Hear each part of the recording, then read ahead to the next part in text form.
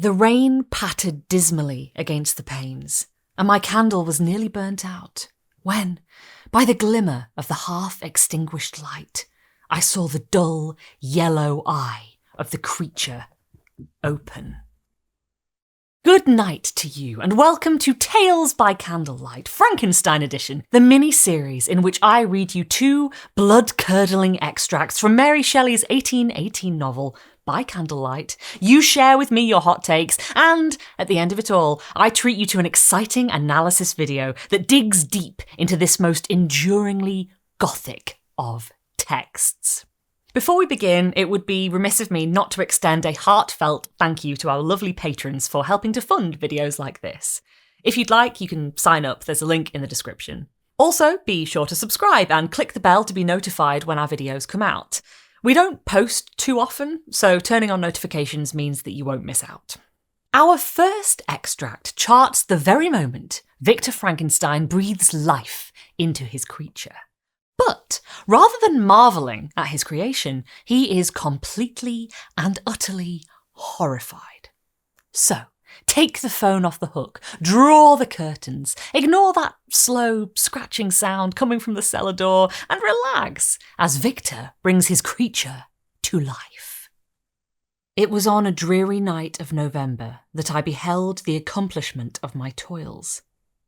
With an anxiety that almost amounted to agony, I collected the instruments of life around me, that I might infuse a spark of being into the lifeless thing that lay at my feet. It was already 1 a.m. The rain pattered dismally against the panes, and my candle was nearly burnt out when, by the glimmer of the half-extinguished light, I saw the dull, yellow eye of the creature open. It breathed hard, and a convulsive motion agitated its limbs. How can I describe my emotions at this catastrophe, or how delineate the wretch whom with such infinite pains and care I had endeavoured to form? His limbs were in proportion, and I had selected his features as beautiful. Beautiful! Great God! His yellow skin scarcely covered the work of muscles and arteries beneath.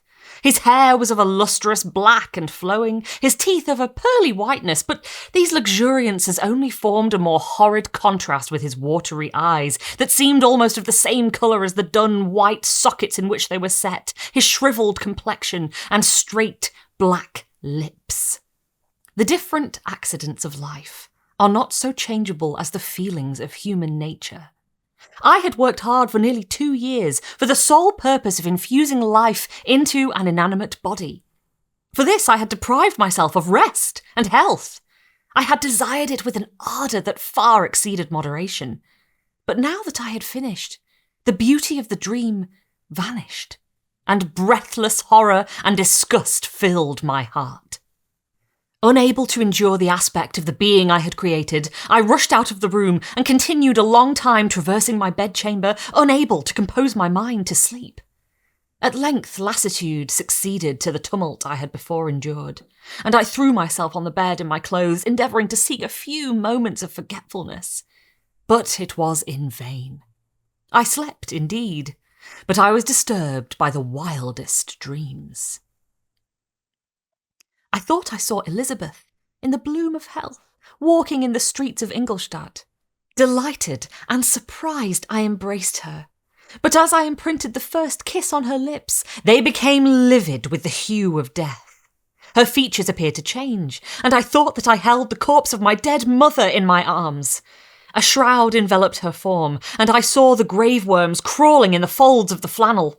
I started from my sleep with horror. A cold dew covered my forehead. My teeth chattered, and every limb became convulsed, when, by the dim and yellow light of the moon as it forced its way through the window shutters, I beheld the wretch, the miserable monster whom I had created. He held up the curtain of the bed, and his eyes, if eyes they may be called, were fixed on me. His jaws opened, and he muttered some inarticulate sounds while a grin wrinkled his cheeks. He might have spoken, but I did not hear. One hand was stretched out, seemingly to detain me, but I escaped and rushed downstairs. I took refuge in the courtyard belonging to the house which I inhabited, where I remained during the rest of the night, walking up and down in the greatest agitation, listening attentively, catching and fearing each sound as if it were to announce the approach of the demoniacal corpse to which I had so miserably given life. Oh, no mortal could support the horror of that countenance. A mummy again endued with animation could not be so hideous as that wretch. I had gazed on him while unfinished. He was ugly then. But when those muscles and joints were rendered capable of motion, it became such a thing as even Dante could not have conceived. I passed the night wretchedly. Sometimes my pulse beat so quickly and hardly that I felt the palpitation of every artery. At others, I nearly sank to the ground through languor and extreme weakness. Mingled with this horror, I felt the bitterness of disappointment. Dreams that had been my food and pleasant rest for so long a space were now become a hell to me, and the change was so rapid, the overthrow so complete. Morning, dismal and wet, at length dawned, and discovered to my sleepless and aching eyes the church of Ingolstadt, its white steeple and clock which indicated the 6th hour. The porter opened the gates of the court, which had that night been my asylum, and I issued into the streets, pacing them with quick steps as if I sought to avoid the wretch whom I feared every turning of the street would present to my view. I did not dare return to the apartment which I inhabited, but felt impelled to hurry on, although wetted by the rain, which poured from a black and comfortless sky. This reading left you clawing at the rafters for more horror. If you'd like to know why you're so desperate to scare yourself, watch our video on the origin of horror next.